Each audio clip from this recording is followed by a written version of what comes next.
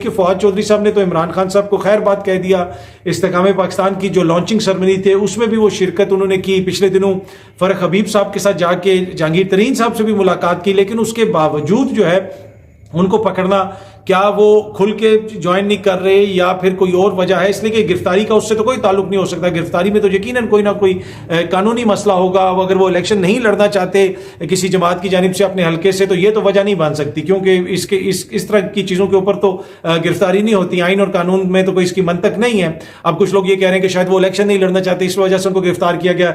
अब फवाद चौधरी साहब क्या किसी और पार्टी की तरफ से हल्के में इलेक्शन नहीं लड़ना चाहते, इस वजह से उनके लिए मुश्किलात हो रही है। मेरे पास इस किस्म का कोई नॉलेज नहीं है, लेकिन हाँ एक चीज मेरे पास नॉलेज है कि मैंने फवाद चौधरी साहब से पूछा था कुछ माह पहले कि अब आप पीटीआई को छोड़ के जा रहे हैं तो अपने हल्के से आप इलेक्शन लड़ेंगे। उन्होंने कहा कि मेरे हल्के में तो किसी रेडी वाले को भी मेरे मुकाबले में अगर खान ने टिकट दे दिया तो वो जीत जाएगा, हमें तो कोई पूछेगा नहीं हल्के के अंदर।